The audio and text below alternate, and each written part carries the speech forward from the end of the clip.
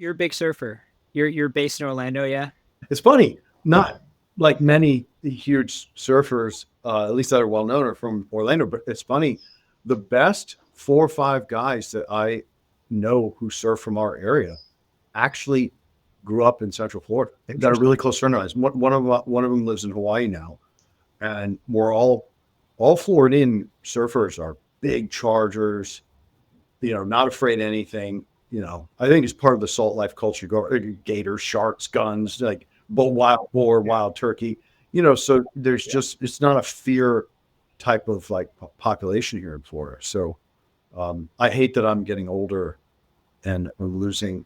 Like I just started noticing the loss of agility and like reaction time of fast twitch muscles. So it's like, oh my God. You feel it by the day. I've already had 2 really big ego deaths, and like, why do I have to have a third one? Come on, Right. So like, it's frustrating, but that's life. Every day's a privilege. Universe gives you a reality check every once in a while, right? Like losing money is easy. Like, it's a tax write-off. Oh, fine. But anything, especially with something as athletic as surfing, because you can ski till the cows come home when you're 80 years old. I see skiers that are old and they're ripping, but surfing, it engages so much fast twitch muscle and then so much neuron connection to your fast twitch muscle that I just noticed like a slowing of it. Yeah. I'm curious. I mean, obviously surfing's a big deal. How does that play into like, shaping your mindset, obviously, and volatility in the markets and life? It's probably a nice flow state, Yeah, it's pretty radical. It's interesting and radical how they go hand in hand, right? First off, the background from the sacred geometry of waves, like price moves in waves, and then waves are kinetic, right? The energy is transferring from the atmosphere, and studying the way they'll spread out from the source like this and fan out. And then based on the amplitude, there'll be a certain speed of the wave. And then as it's forming and getting further away from the source, the swell period, that amplitude goes from 8-9 seconds to as much as like 22-24 seconds.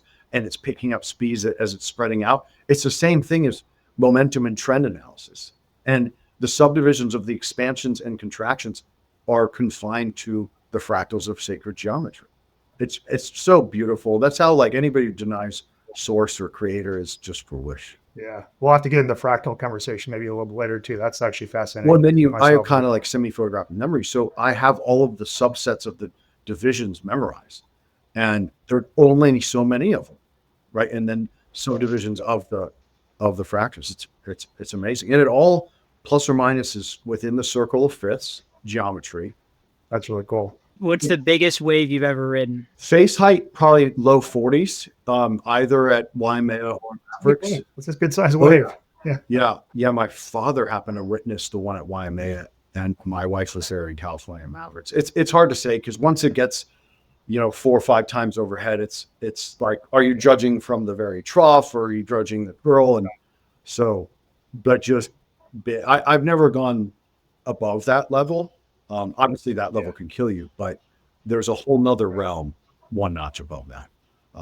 Where I really like is like 20-25 feet, where you get a little man strength. So I still think it can't rip me apart, but it's enough to where it scares the bejesus out of you when you're paddling into the wave and you're like shaking from the adrenaline, but not enough to rip a limb off. I'm looking at your LinkedIn profile picture. Where are you surfing here? So that is Soup Bowls, Barbados, which is Barbados is my favorite place in the world because of its resonance. Like the frequency there is unbelievable. Mm-hmm. Culture and people are fantastic. And then that wave, I went there as a young boy. I think it was 13 the first time I surfed it. She's like my second wife or mistress. Because waves, you have a relationship with it. And everything from knowing exactly where to sit or how to read cross currents or the wind or the tide pool. Like I just have that spot dialed and kind of a local there. I go there almost every year or multiple times a year. And so it's kind of my like middle finger to corporatism. So I look ridiculous in every headshot I've ever done, including the 2 I sent you guys. That's great though. I love it. It's like, how much cheese do you want on your photo, Chris? All of it. Looks like a blast. Yeah, That's great. Well, very cool. So, take us a little bit through your background, Chris. Kind of, where'd you start your career, and bring us up to the present day. Yeah, fun start at Morgan Stanley, and got to do the whole old school training program, and took series 3, 4, 6, 7, 10, 24, 30, 31, 33, 63, 66 to routine. Then took CRPC and AWMA, and then was like, well, none of that's teaching me how to code or build systems. And I became a chartered market technician and did MTSA, like did that stuff. So I crammed all that into a couple of years. And because I can speed read and I'm a pretty decent test taker, it wasn't like that overwhelming. And I was fascinated by the subject matter. Like studying markets is much like studying another data stream of humanity's history, right? And in history, when you get into the forensic side, it's a lie agreed upon, to quote Napoleon. So with data, it doesn't have any subjective element to it. And it really, if you get a good source, it really is not going to have a canceling and rebilling of what actually occurred. And I think probably one of the most distorted historical periods in history is World War II, World War I and World War II. Yeah. Say more. The fact that there was even world wars is kind of insane. Like, wait, how'd that happen, guys? Right. So once you ask that question and peel the onion a few times, and then look at what the men and women who were first and second observers, you get a lot closer to what happened. Yeah, I totally agree with it. That's when my grandparents came from Belarus and Ukraine during World War II, and hearing their first accounts of what happened versus the entire media narrative is totally different, right? Well, and what they started going through began occurring in 1913. That's right. There was a whole other Holocaust on that, just east of Bavaria at that time, and it's well documented if you can find it. And Schultz did a decent job, but it's not in the consciousness that often. 100%. It's neither is what happened in Africa 10 years ago when a lot of the jihadist groups just slaughtered 1 million people in Sudan. I mean, pick your point. There's just a lot of evil that's happened, and you have to out the real history to find it. Yeah. Right. And to your point, most history books are written by the victors, depending which side that coin lands. Well, there's history written by the losers, right? But they're not totally reliable either, because it's super. But somewhere in the middle between those two is a great place to start. Yeah. It's pretty good. Yeah. So you studied history back in college, Chris? Yeah. Cool. So how'd you go from your interest in history to the finance world? So I attribute that to my Italian grandfather, who was in World War II, was in the Navy, and then was a carpenter, no college education, which GI Bill started Plymouth Lumber in New Haven, Connecticut. And then he was a big saver and would always buy utility and industrial stocks. And because they paid 5 to 7% dividends back then, and you could slowly compound, and taught me value investing effectively, like Benjamin Graham style. And so when E-Trade came out, I was in high school. It's probably 97-ish, 98. Just started trading then and traded all through when I was at Emory, and just liked it because it was kind of like sophisticated gambling, right? And that's all I really thought of it as, until I started reading about the central banksters, because my specialization was formation of American government. Well, who did the forefathers hate? Well, the central banks. Who do we hate now? The central banks. Yeah. So that brought forward, okay, I need to understand markets. And just by chance, I went to one of those, employment booths, and then was home for Christmas, and my Boy Scout director, his best buddy was one of the managing directors at Morgan Stanley. Serendipity. And then, of course, like once I got out, I was fascinated. Like, let me read every book I could possibly read. And, and then you know nothing. Once you know the scope of factors and how many variables there are, you're like, oh, wow, everybody who's on the TV is full of shit. Yeah, that's interesting. So obviously you're at Morgan Stanley. From there, kind of how did that shape mindset throughout the time?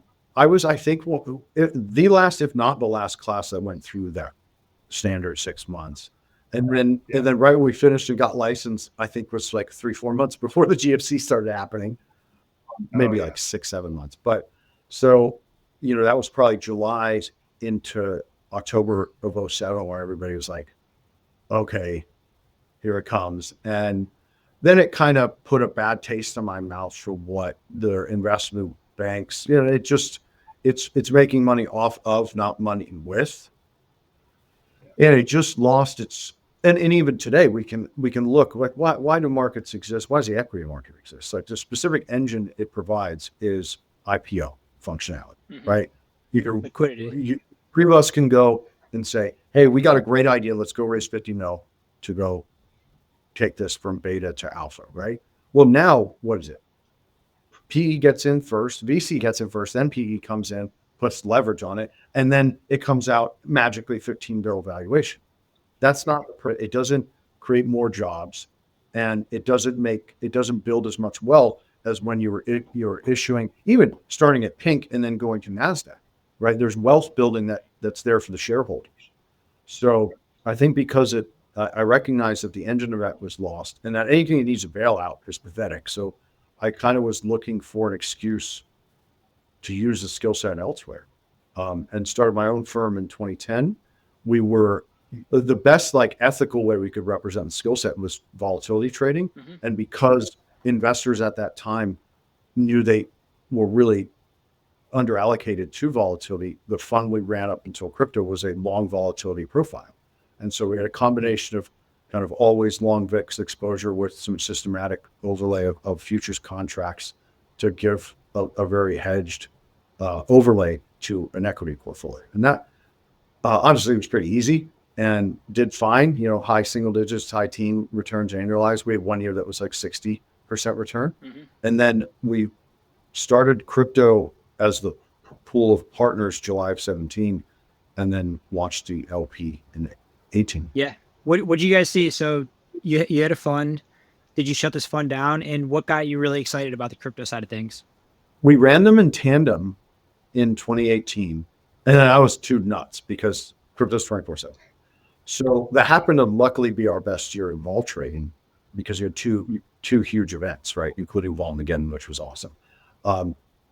And it just, we thought we were going to convert everybody over to crypto, and we were wrong.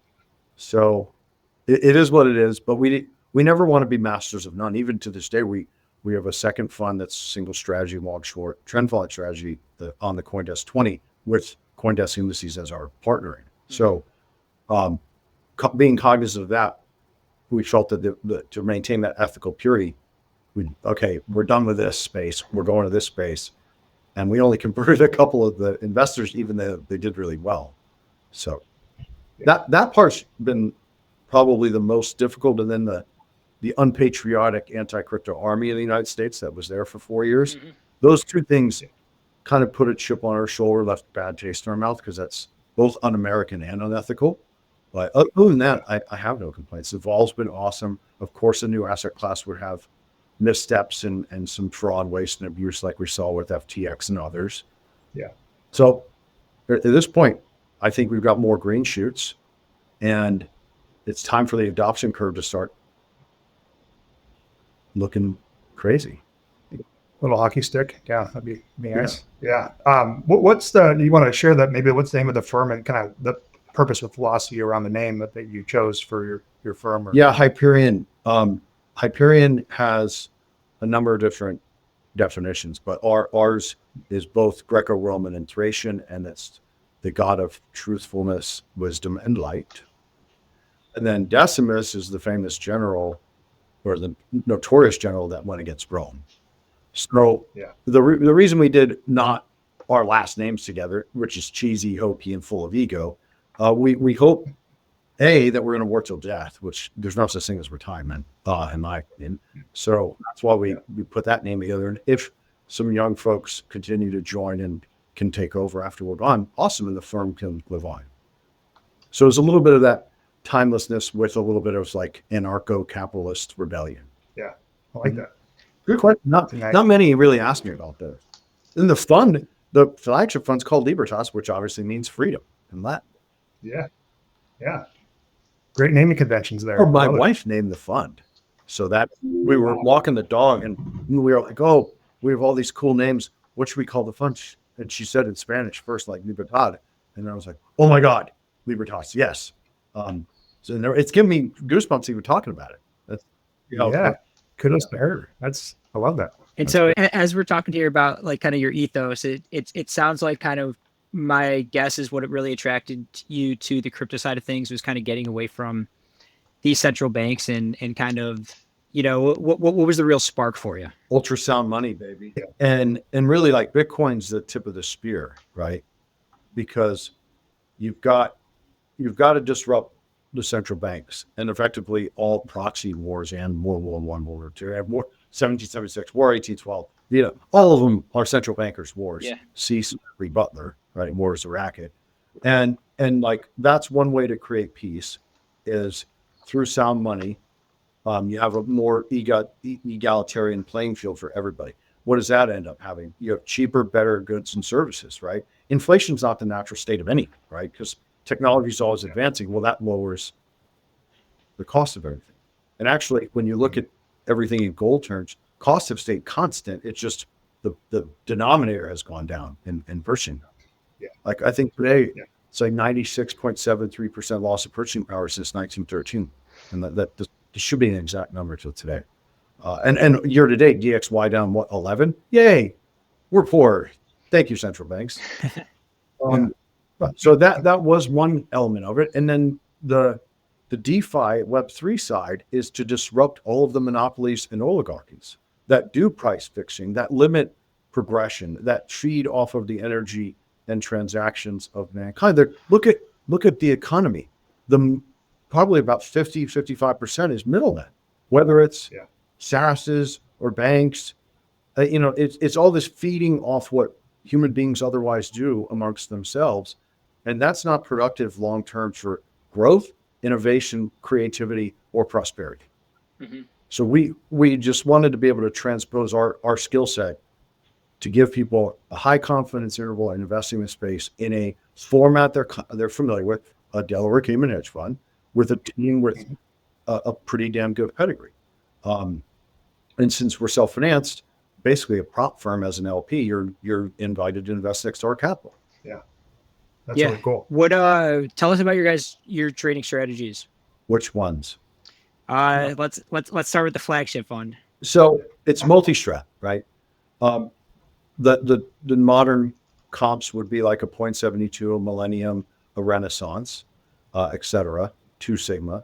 Why multi-strat? Because you want to combine orthogonal, which means non-correlated return streams. Why do you want to do that? Well, so that you're not a one-trick pony and you have no single point of failure. All right, well, that's logical.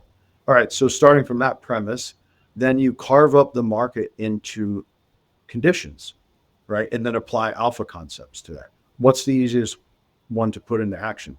Trend following. Why is it easy? Well, markets spend most of the time trending. Oh, well, Skylar, doesn't that mean we overweight the trending side of the algos? Oh, shit, Chris, no kidding. So starting from that premise, and then, there's a little bit like all of it's tuned to harvest volatility or monetize volatility. We call it long vol. So that means like high vol uptrend, high vol downtrend. We have a lot of stuff there to perform. How do we have a lot of arrows in that quiver? When you carve up alpha concepts that everybody's familiar with, long, short, trend following, market neutral, stat arb, momentum, mean reversion. All right, under those disciplines, you can have a multi-factor models that can go two-way. We've got more than a dozen of them. Well, 8 are winning, 4 are losing, 4 are winning, 8 are losing, and that over time gives us a result we can live with. So we've got a portfolio, or I like calling quiver because it's arrows in. You have a quiver of surfboards for different kinds of waves. Mm-hmm. And we've been evolving. We've actually retired maybe half a dozen strategies because obviously you guys know crypto. It had 190 vol for years, and now it's between 50 and 60. So stuff that was tuned more like commodity markets and super long volatility, that's not as appropriate, nor is it as scalable as some of the other disciplines. And then we've got a new strat we're launching July 1st. It's live testing right now on our capital. It's another pretty dynamic multi-factor model daily bar cadence. So a lot of short duration stuff because it compounds faster is in the portfolio now. And we marry that with long. Why? Well, there's giant asymmetry, the most asymmetry in human history in digital assets. We carve it up into 5 sectors, have no more than 30 names. And we've got L1s, L2s, DeFi, Web3, and Bitcoin. And we try and bottom up. It's also super fun to try and analyze these assets bottom up. We mostly look at the blockchain itself and rate of change of wallets, active new wallets, legacy wallets, whale, all of that stuff, plus the revenue, see if it's sustainable. We come up with a bunch of ways of carving up and parsing out this new data to see if there's an alpha. The honest answer is we haven't found anything yet, because you've effectively just had 1.5 cycles in everything other than Bitcoin and Ethereum. Litecoin, Bitcash have been around a long time too, so you've got more, but their previous highs have never been hit. Right. So as the base asset quantity is expanded beyond 1 million now, which is kind of silly, it's diluted the capital that would otherwise have gone into, elder projects with obvious use cases. Got it.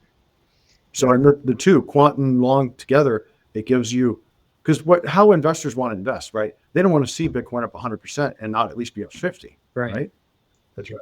And then if Bitcoin's down 50, they'd rather be down 20, right? Yeah. Well, guess what? Everybody can live with that outcome. Yes, that brings up a good question. How do you think about it? Because naturally, your investors, they want, like you said, they want that to see that correlation when it's to the upside. When you guys put together this multi-strat fund, how do you think about allocation? How do you guys go about allocating? In a pretty kick-ass way. Obviously, if you're any good quant shop, leads with some sort of efficient frontier or rebalancing or leverage space kind of approach to it. We overlay kind of a combination of what we call alpha rebalancing that is adjusting to both internals of the tokens themselves, as well as a multi-factor macro model. And then from that one macro model, we actually create 2 different second derivatives that have weightings between -1 and 1 that give us a strength of that prediction. And then the strength of that prediction transposes onto, hey, we need to adjust 340 basis points more here or 500 basis points there.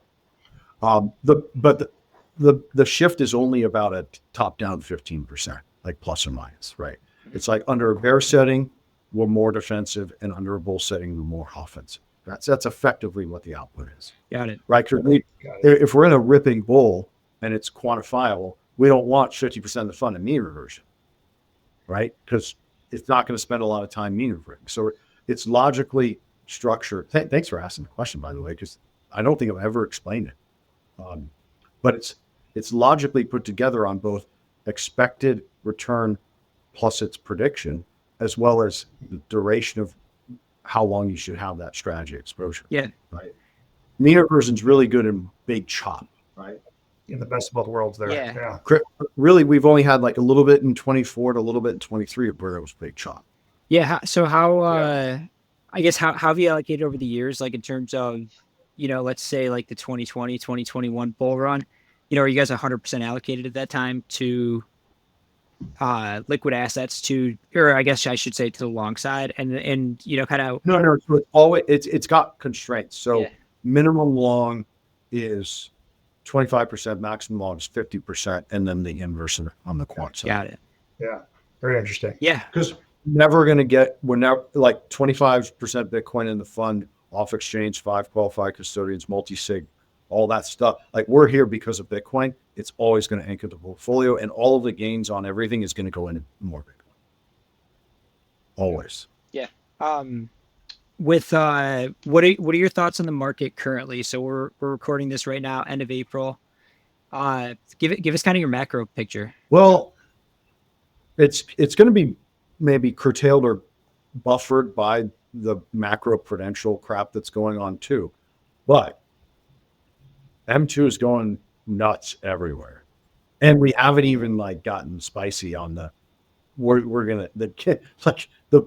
operation twists that have to occur in the bond market, both corporates and and sovereigns is the magnitude's in the trillions, guys, like high single digits, even just this year. So unless they want everything to crash, go to zero, there's going to be some kind of version of that. Whilst M2s have really accelerated the upside, US is just now catching up. So our macro backdrop is positive for assets. I don't delineate between risk and not, because bonds are super risky assets, and that's traditionally thought of as less risk. Well, look at the T-VIX of bonds, like the VIX of treasuries. Oh my God, that's pretty terrifying. It's in the high 20s, right? I'll take Bitcoin at 60 all day long.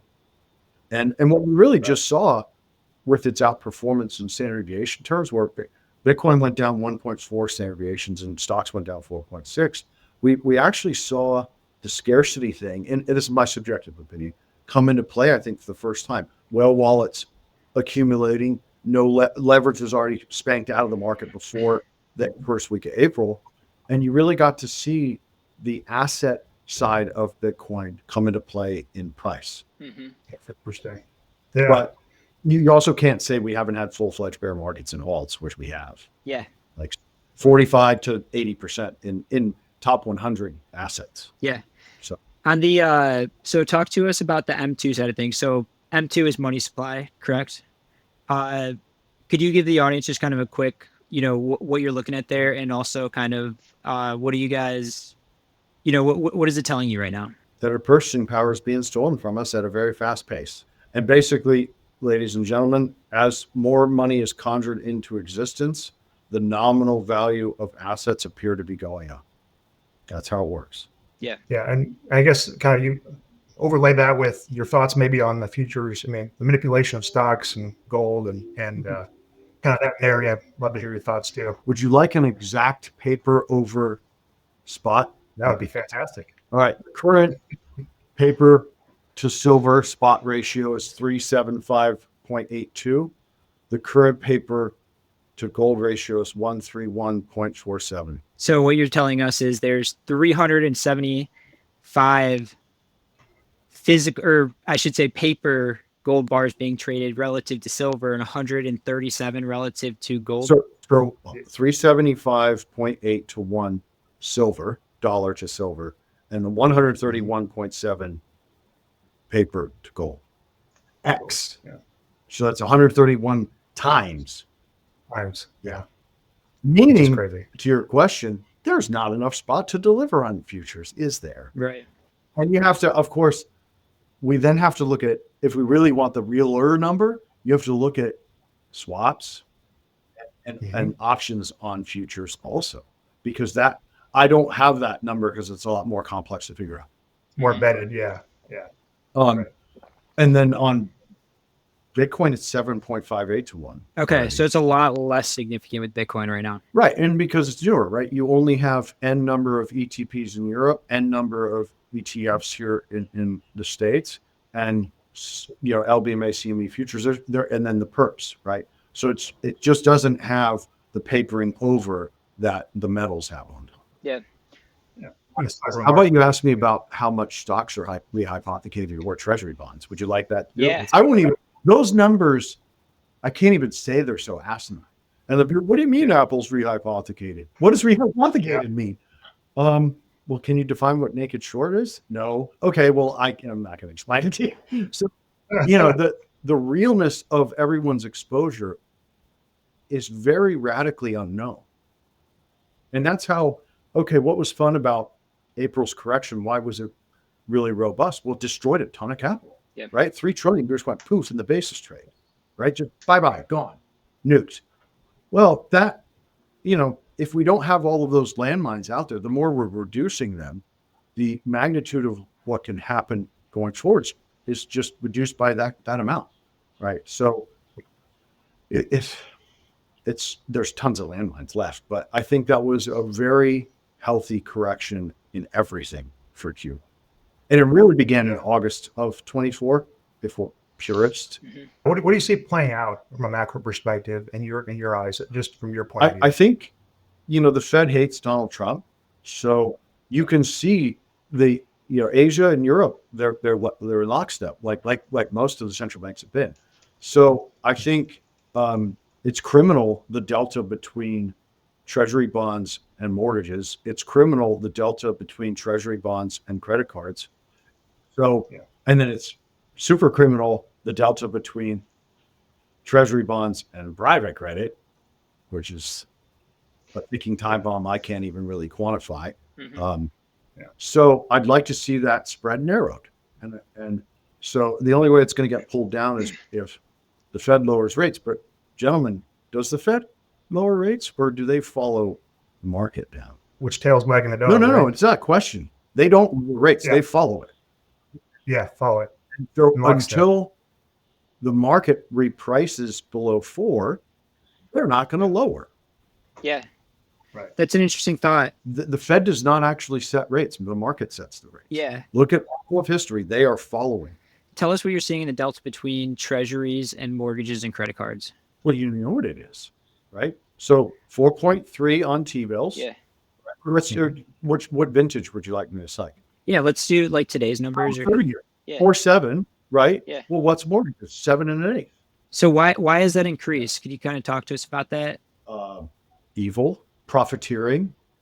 But ask the banks. Yeah.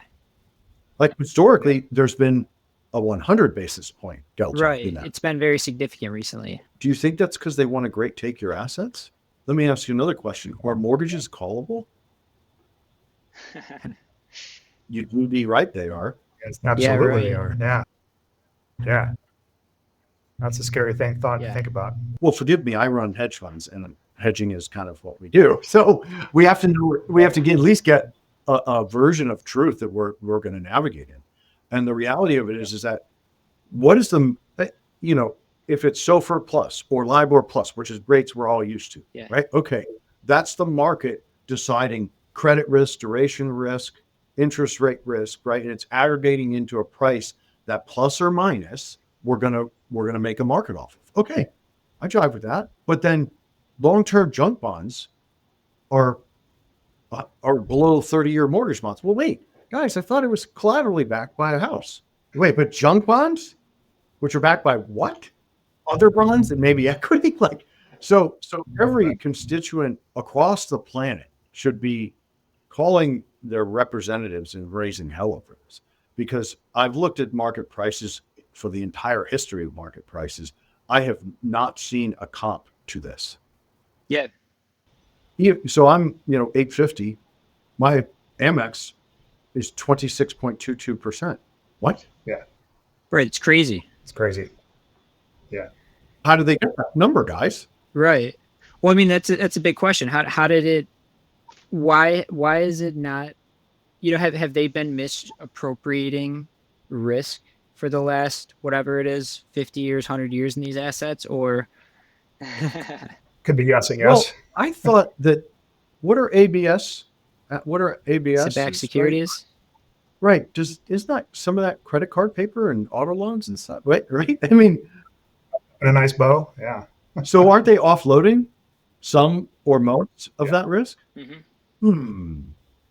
Frame and moving the risk from their side of the balance sheet to us. And then there are ETFs and 401ks that just eat it up without discerning anything, are there? Right. Oh, I mean, and this is unwrapping and unpacking the whole game, and it's an absolute game that publics fell for it, hook, line, and sinker, and buyer beware. But the reality of it is that this is absolutely hurting the global economy because we're not actually market based with how the money is getting siphoned off to the asset holders, and that's really what the answer of the discussion we're having right now is. Those in charge want as much of what is theirs that they can take while the takee is there. Right. That's my only answer for it, because when you do bond convexity calcs and then try to compare that to credit card for someone with perfect credit, that makes no sense. I should be below treasuries. Right. I know that. Right. And no mortgage. Right. So, that's right. And then we have different categories that shouldn't even exist, like subprime. What? This is, hey, we're going to take your home the moment we have the rate go up. Yeah, right. And then they're also taking cash forward by saying, oh, you want to buy down the rate? What? Of course. Yeah. Give us money. So this kind of brings up, let's keep this thread rolling. Let's hear your thoughts on the real estate market. You know, we've touched here on rates, so it sounds like you have a kind of a negative outview on the real estate side of things. Yeah. That's more macro, Yeah. right? Yeah. It's already in a downtrend, but explain to me the demographics behind who's going to buy the McMansions from the baby boomers. Right. It's the real question. Well, many baby boomers are retiring now too. You know, this next. Yeah, there's no bid on that ask. So Yeah. where would I be a buyer of that? Well, it's 70% lower. 2012 Which is- prices. Yeah. So Yeah. you think kind of as the baby boomers start to kind of sell off, it kind of creates a cascading effect, and we've kind of reached the peak. Is what you? In my view, we've reached a multi-generational peak in real estate, probably 4 or 5 generations. And we're about 7-8 months past that peak already. Like there are areas here in Florida that are already down 30% off their highs. Right. And I know there's a lot of factors to that too. I mean, you gotta take into account insurance as an example. Right. Like, okay, let me play the other side. Well, okay, you have a $6 million McMansion, right? You're 78, you're now retiring, and let's say you're 15 investable. You don't need to punt the home. But then what it comes with real estate, guys, it's a pain in the neck. Taxes. Carry, right? So it's three-pronged, right? Property tax, call that 100 bips, right? Plus or minus, depending on where you are. Insurance, 50 to 100 bips. And then maintenance and upkeep, well, another 1,500 bips. So I got to spend 180 grand just to hold on to the damn thing when I'm trying to drive income out of my portfolio. Well, maybe that price that I'm willing to get rid of it is 5 million. And so, you know, once you're in a downtrend, the psychology actually kicks in because price leads psychology. Right. So I can't speak to, this is early innings of a multi-generational correction or bear market in residential real estate specifically. That I don't know where it would end because the capitalization of millennium and below is just not there. And the cash flows to support that with what's 2 trillion student loans, 1.7 trillion credit card debt, a lot of that in the youth. Well, how the hell are they going to purchase houses or form new or have household formation occur? Yeah. Right? And it should be on the American citizenry to come up with some sort of jubilee occurring to make sure that we don't maintain the oppression and bankrupt our great grandkids from here. For sure. Yeah. It's real estate's in a messy spot. It never really does anything though, right? Like historically it kind of keeps up with stocks from a nominal perspective, but not when you minus costs. Yeah. Costs are always on a And then don't forget the time suck, right? And I FYI, I have real estate investments, both multifamily, hotel, and residential. They're just a pain in the ass, to be honest. I could attest. I invest in them for not return reasons. It's cash flow, right? And I give 2 Fs about what their nominal valuation is. It's one of the few things you can debank into, right? Raw land, right? Or building, bricks and mortar, right? I'm old school. I'm a value-based contrarian type real asset guy. So I might not like the return profile of real estate, but I still have to utilize it as an investable asset class because I'm not a moron, right? Well, I try. Little diversification, yeah. And you know, but having done this for now 20 years, 43 now, which sucks. You've been through plenty of deals, right? And you get good at identifying what kind of deals you want and where they can benefit your portfolio. And like buying gold and silver spot doesn't like make you feel good. Well, it doesn't make me feel good, but it's not showing up on a statement or a screen anywhere saying, "Oh, look, you won," and blah blah blah. But it's a way to debank and have store value, right? So I put real estate in a similar category, except I can't really get cash flow off my gold bars. I can get cash flow off real estate. Yeah, right. So maybe smaller part of the portfolio. One other knot I wanted to just tie up here on the paper, like we were talking about with these, you know, how paper is so much more leverage compared to like spot that we've seen in these markets. What has been the effect up until now? And suppression of price. Suppression of price. Well, explain to me this. Silver. Do you know what the high in silver was? I want to say like 35 or like $50. It's around $50. Yeah. It was 40 years ago. Ish. That manipulated high we're talking about? This is a less manipulated high. So Yeah.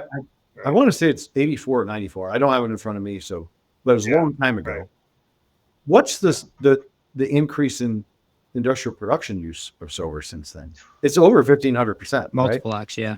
Wait, but I thought I learned in microeconomics that supply and demand determine price, guys. So explain to me how demand went up gigantic order of magnitudes, but price is 50% less than the high? It stayed. Because they're holding it down, right? There's no other explanation, right? There wasn't some magic new silver mine that's infinity production of silver, right? Or at least not that I'm aware of. Maybe there is. Right. They're not 3D printing it like they're 3D printing diamonds now. So, the only other thing to look at is the paper buffer. And I kind of, like, you can game throughout the lunch. Well, guys, we got to add all this chips. We can't have it go to 3,000 an ounce of silver. We'll never be able to afford it. Okay. It doesn't forgive it. It just helps explain it. Yeah. Or I should say gold's recent breakout. So did it finally evade this kind of paper trap, if you will? No, because there was probably the high for a while. It's probably been suppressed for a long time. Yeah, I mean, I put its realer or my intrinsic / where the spot should be north of 20K, and Bitcoin's north of 200K in the same vein. And you can look up a video where when the CME futures on Bitcoin were launched, I'm not going to name the gentleman in there nor the firms they're with, but they literally use the phrase, "We're going to tame." What do you mean tame? Interesting choice of words. I'm sure because they go down more. Like, no, we're not taming the downside, gentlemen. So, you just have to be cognizant of really how dangerous it is to trade. But yet the construct of constantly inflating away our purchasing power, you have to get assets. Yeah. So I guess from that side of the fence, I mean, you're talking about risks, right? Risks in digital assets, risks. No, there's only one kind of risk. Yeah. It's you. Yeah. You're the risk. Equation. The asset's not. Mm-hmm. The risk, you're the risk. Right.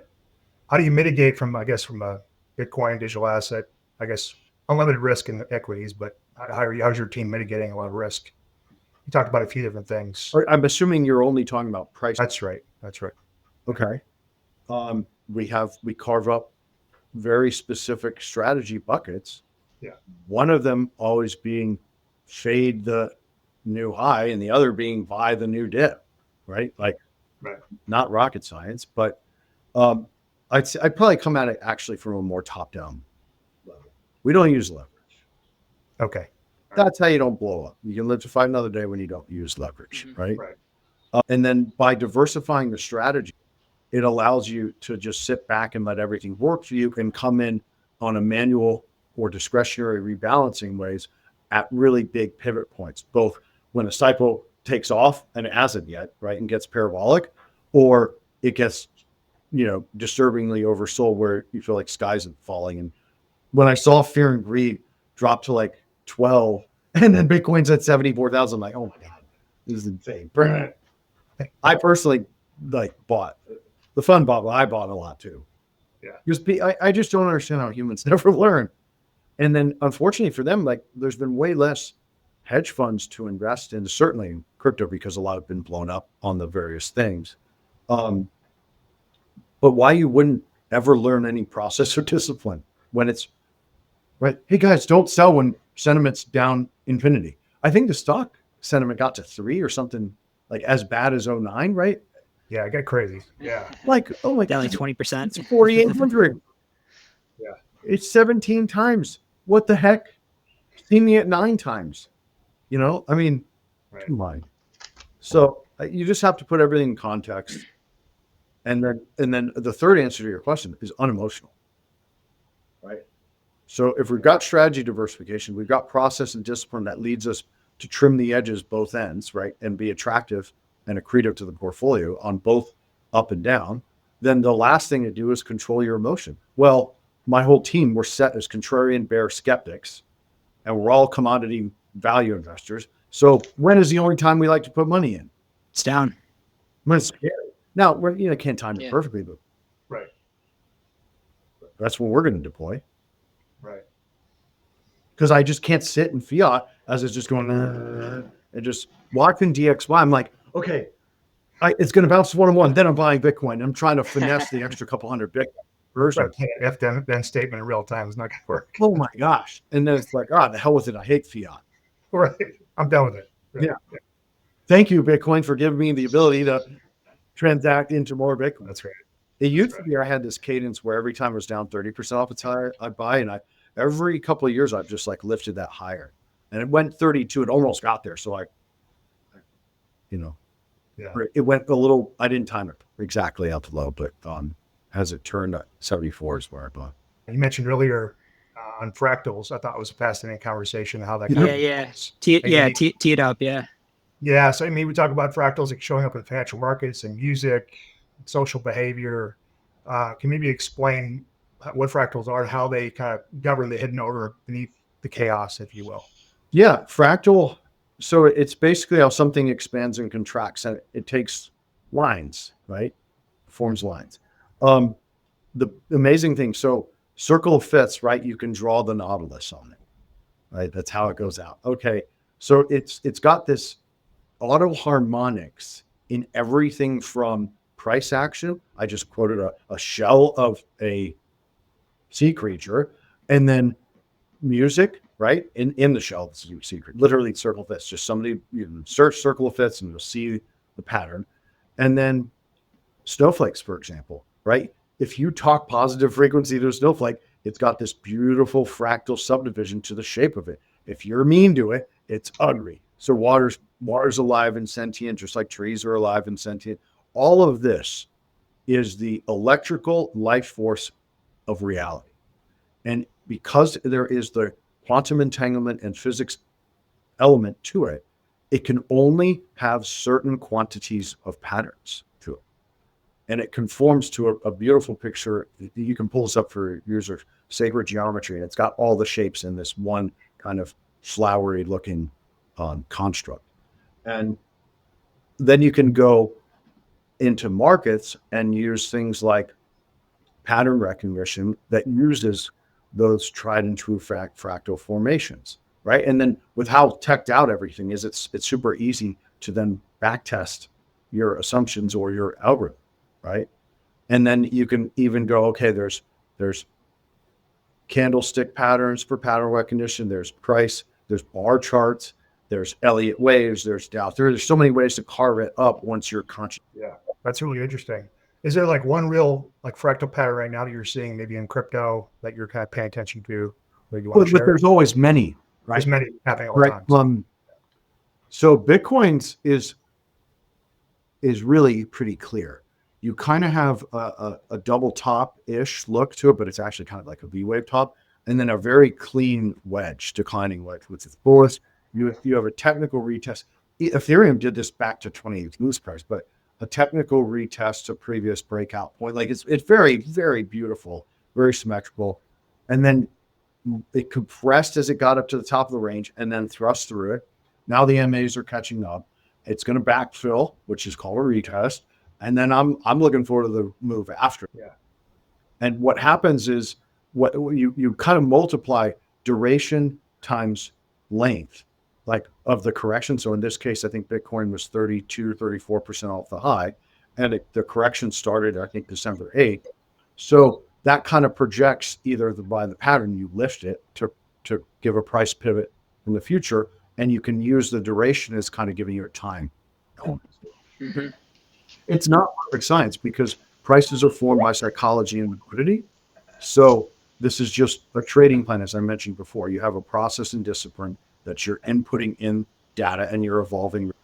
Did that answer? Or I might have diatribe. Yeah, well, that's actually very helpful. It's interesting ones to kind of speak about too. I mean, just nobody really, I'd say, talks about maybe enough. And well, I want to be able to argue bear and bull. I just gave you the bull, and now I'll give you bear. Well, we could have completed the first move down in a secular bear market, right? Because we're duration of that one wave down. Right. Then, okay, we're getting a retracement or a correction against a new downtrend.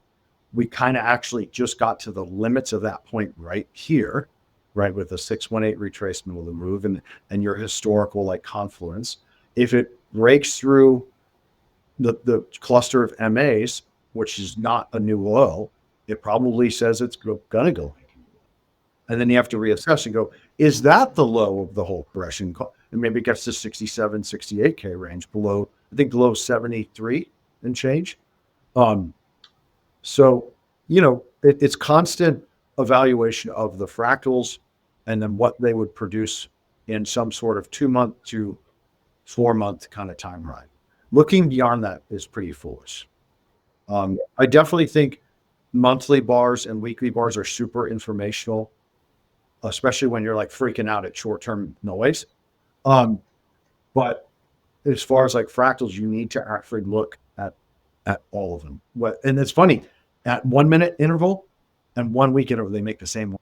Yeah, it's pretty fascinating. Yeah, and actually, kind of on this note, Chris, because you're a CMT, right? Chartered Market Technician, is that correct? So are you looking at the technicals a lot? Like, are you looking at price action, on your screen pretty frequently? We have price arbiter of truth. It's kind of the only thing you need to look at. And then all the second and third derivatives of that, whether it's Bollinger Bands or moving averages, all they're doing is giving you like a stochastic representation of what you're seeing, right? Or velocity, right? Which same thing as stochastic basically.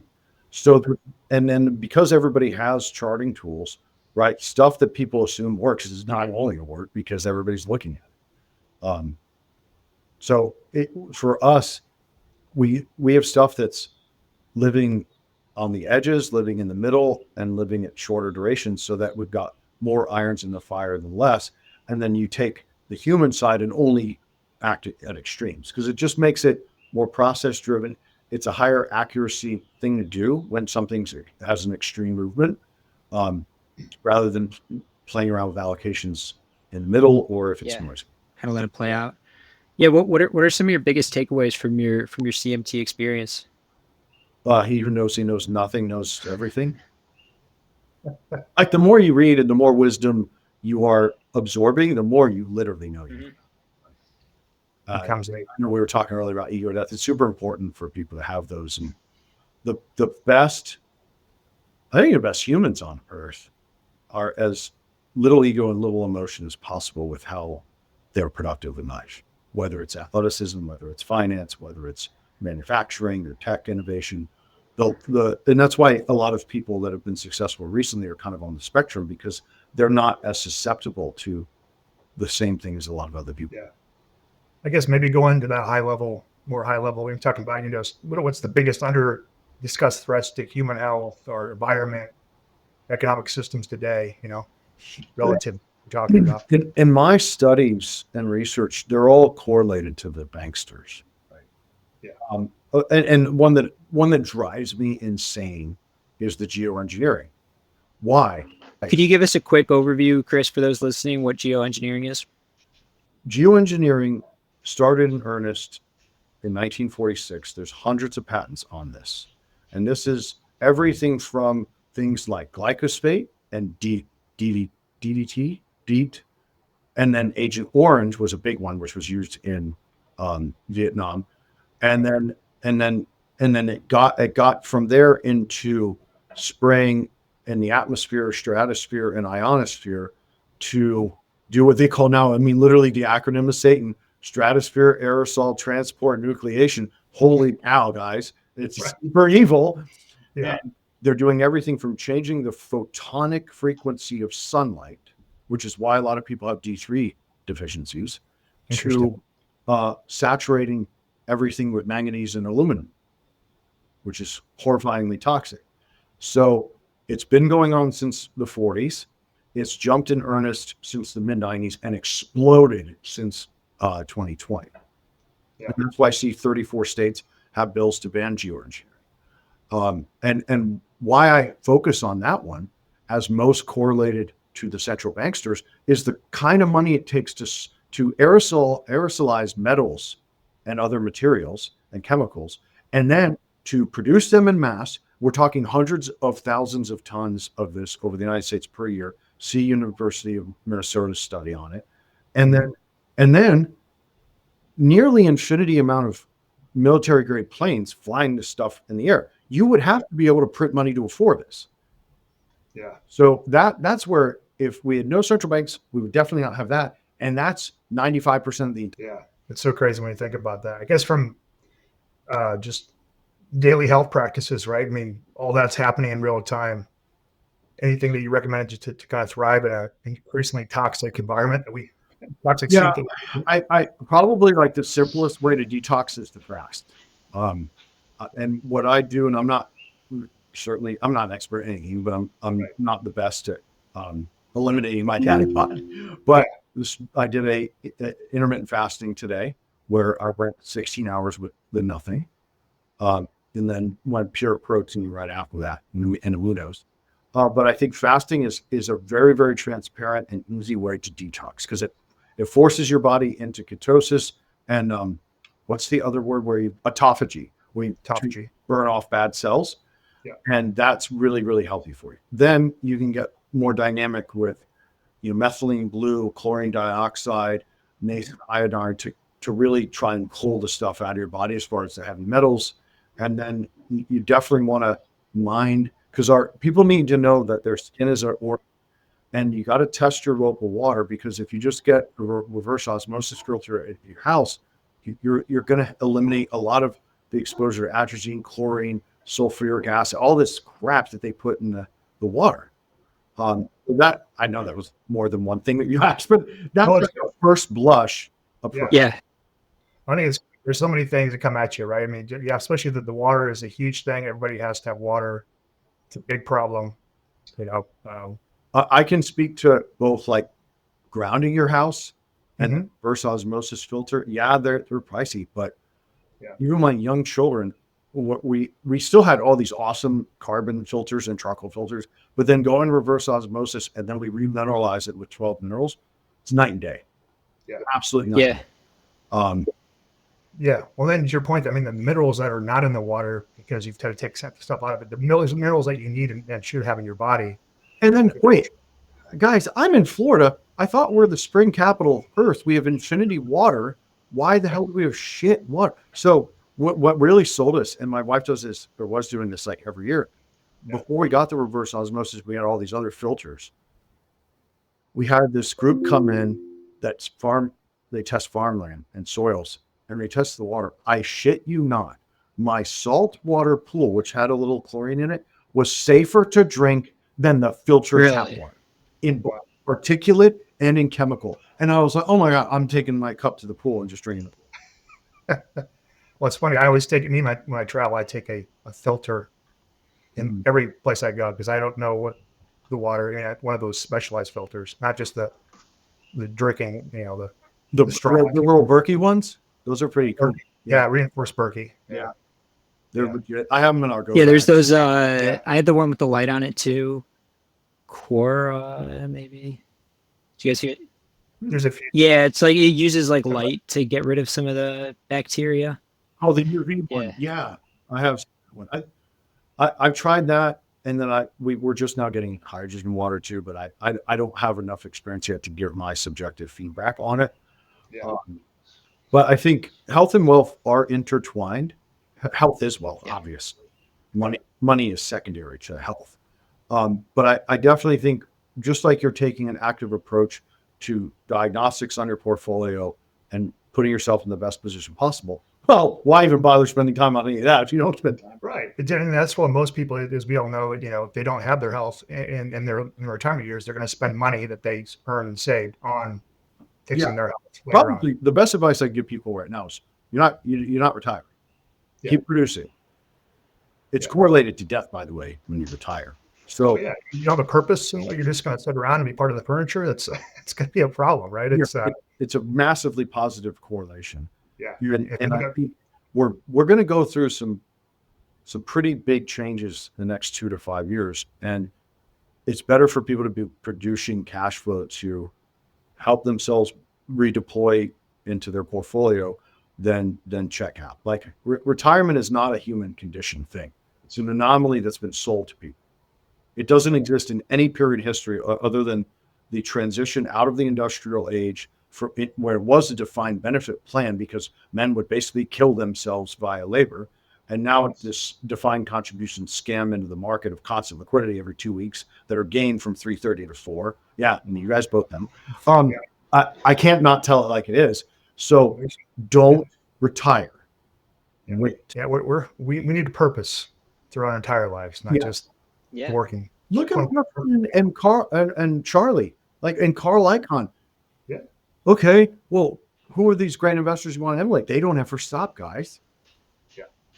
So don't. Absolutely. Yeah, you got to take care of your health, and it's tied to, like you said, to the wealth that you make, and all the stuff you can do for your body and mind is crucial in my book, 100%. Yeah, I do my best. I'm fired up all day long. It's awesome. Infinity energy, ready to crush, and can read. If I'm overeating, I'm going to pass out. Yeah, like you said, intermittent fasting is great. I do the hyperbaric chamber, the cold plunges, all this stuff to keep my mind sharp. That's my next investment, hyperbaric. But the price tag is high. It's steep, yeah. But a couple times a month, 10 minutes of pure oxygen in a hyperbaric chamber, getting to your red blood cells. But I do that too, but I want to buy one. Oh yeah, like in your house? Yeah. I'm going to go to sleep in one for 8 hours. Oh yeah. Isn't it equivalent like 6 hours of sleep or something, like for a half for hour? 1 hour? Yeah. Yeah. I think one's 8 and half hour 6. Yeah, you're right. Yes, that's right. Yeah. And getting that O3, the ozone, it's just epic. Oh yeah. These are things that people, you should definitely. But if we didn't have geoengineering every day, all day long, we wouldn't really need all. And think about it, in the 40s and 50s, was there anything called organic food? No, they just called it food. That's right. You look at the farmers that have been working their entire lives, they just eat whatever they want, and it's all great for you, right? And then one thing I like to point out when we're putting this in historical context, do you know why people didn't die in mass during the Great Depression? Why is that? 94% of people globally had subsistence farming at a minimum at their location. Right. What do you think would happen now? Be a lot tougher. Utter collapse. Yeah. Right. So that's where you get closer to the Agenda 2030 being, that's how they cut off the supply. Right. That's where I live in the Midwest. Everybody usually has a garden in their backyard. They're growing their own, just small things of food. But yeah, it's still alive and well. I guess where I'm at in the country. Yeah, it's basically just the, blue cities that are super where you don't want to be. That's right. But the cool fix to all of this is easy, it's understandable, and you can efficiently put it to use immediately, right? Whether it's regenerative community farming, duh. Okay, small cap IPOs, duh. It's so simple once you remove the real oppressor to humanity, and that's the central bank. Yeah, definitely. Kind of talk about just the health, the pollution, and the money, the symptoms of a deeper energy imbalance, maybe, in how our civilization operates. To your point, we talked about earlier with a lot of things. Yeah, the more metaphysical part or spiritual part is a harder fix because that has to come from one's own ego and commitment and spirituality. But you got what you pay for, man, or karma. It's real. So just like people have to go to AA meetings, they're going to have to go to no screen meetings. It'll be a big thing one day. I think you have it figured out, Chris. When you're surfing, that creates a nice flow state for you. That's a great. You guys are both super into the health stuff, so I want to throw this question out to both of you guys. What's one thing that you've done that you could see has brought you maybe joy, maybe mental clarity, maybe general fitness? What's one thing in your life? Other than surfing, my second would be yoga, and my third would be fasting. Yeah. Indoor. I think, to your point, I think getting to that, whether it be, cold plunges, so I'm getting me to a meditation state in a quick way, and other things that can, balance my mind-body connection, I think is huge. And just from like you said, fasting is great. Having that cold is great. I've had a friend that he's like, how do we get in the cold water? It's so cool. I was like, trust me, he wanted to meditate. He had a problem meditating. I'm like, you get in the cold water, you won't think about anything else. Well, you can stop even feeling it. It's awesome. And people who don't believe this stuff, they need to search Wim Hof gets shot up with Ebola and beats it with meditation. He's done that consecutive years in a row. And mind over matter. And we're such powerful creatures. Again, that the allopathic medical system, the central banksters, all of them have kept us from our own God essence, so to speak. Right. And you can test your own, you can test your own immune system. People don't test their what they can personally do. They don't take themselves further out of their own comfort zone. That's half of that battle. Mm-hmm. For sure. And the cold's the cold's like an easy way to expose yourself to that, where it's not going to harm you. It doesn't take hours and hours of stretching to get to where you're a real yogi. It's just go sit in there for 5 minutes. 100%.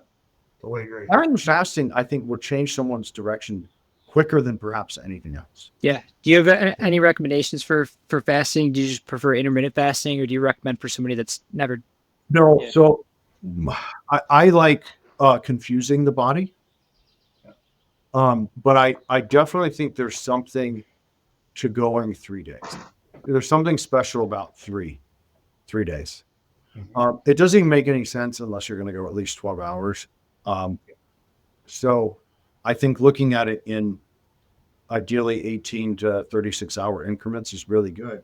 And then once you fumble through the first couple, then go as hard as you can. Like my wife made it 5.5 days. I've gone 3.5, and then I turned in there. Yeah. What do you do on those days? Is it kind of more just like sit, read a book? No, I'm working. Yeah. You're constantly doing your routine. Oh, dude, it's 24/7 crypto. I don't get to chill that often.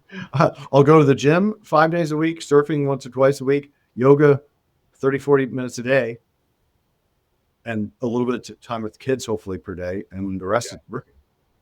Yeah, I'd say too, just one thing that outside of the cold therapy is getting sunlight in your retinas right in the morning. That's why the word sun salutation uses this. I mean, some people that listen to this are going to think you guys are a bunch of cheesy demons. I don't care. Like we know, and when you know, it's such a better consciousness. 100%. You're yes, dude. You know, I'm really impressed. Good for you. Yeah, no, I think it's great. I think actually, a few years ago, you travel a lot, you eat great food, you go to a bunch of conferences, bunch of crypto conferences, right? And after a while, your body, it tells you you're eating shit, you're not doing well, you're sluggish, you're not getting good sleep. All that is a systemic thing, which just downgrades you over time, your entire existence. So I had to switch that up, and it's night and day. Your clarity of thought and your flow state, your body, your joints, getting inflammation out of your body is huge, especially as good as you know. We're both in the same game. It just, I mean, think about it from a math perspective. Like when you're burning the bad cells, then your good cells get all the good minerals and water in their body and oxygen, and then you get fired up. And then when you start burning fat, which is like once you get ketosis, it's like, what, did somebody shoot adrenaline in you? It's a really awesome feeling. So I've been doing that probably for 6 to 8 years. And I couldn't go a week without at least one day. Yeah, I totally agree. Now I could obviously I do a little workout too, and throughout the week, nothing crazy, but functional weights, sauna lowers your issue of potential cardiovascular or stroke. So does not taking vaccines. Red light therapy, all the things are important. And now you become this amazing, you're all the stuff that people walk around with, all these aches and pains, they're gone. And you can be feeling great and doing what you want to do and what you love. 5 bulging discs, and I've avoided surgery for 15 years. Yeah. I fell off a roof, had nerve pain. So I 18 feet up onto concrete 10 years ago, and got rid of that pain completely. So yeah, totally agree with you. Yeah, that's awesome. It's really refreshing to hear, because obviously in our space, there's not a lot of people paying that much attention to it. In crypto, there is, like the meat-eating people, like meat-eater Bitcoiners. I've done once in hands, which is hilarious. But, it's great, because whatever can inspire growth, metaphysically, spiritually, fiscally, whatever, it's awesome. You think about you think about the passionate, community in digital assets and crypto, specifically in Bitcoin, sovereignty and personal freedom of not just financial, but of yourself, right? And how you live. And unlocking the best. And the best isn't material. That's right. Can't take it with you. And I think that transcends into the asset management side. Like that, we're kind of walking through how we don't get afraid of anything. That's right. That's right. This is how you exude the discipline it takes to run capital properly. Yeah. It's a great lens. Yeah. Like Well, I think this is a good spot to wrap it up, Chris. I want to give you one more question here. What advice would you give for an aspiring fund manager, ideally somebody coming into the crypto space? I'd say focus on your value proposition to your clients, not necessarily the strategy itself. Like edge or alpha, as we call that, it comes in many subjective forms, and know what that is first before going at fund formation. It's great before you start that journey. Awesome. Well, Chris, this has been a lot of fun. I want to have you back on real soon. Anytime, gents. absolutely. Thanks for having me. Diving into some more of this health stuff. But really appreciate you taking the time. Where could people go to connect with you and learn more about your company? HyperionDecimus.com. It's a very humble landing page. You go through the, I have been on it. It's like a text box where you can contact our ops team, and then they'll either respond to you directly or they'll connect you to me. But yeah, we're super private, and we value privacy of both clients and ourselves. So that's the only thing. I don't have Twitter. I have LinkedIn, but that's kind of where somebody else actually runs that for me. That's really cool. Chris, this has been great. We'll make sure to include all that in the show notes. And this has been a really fun conversation.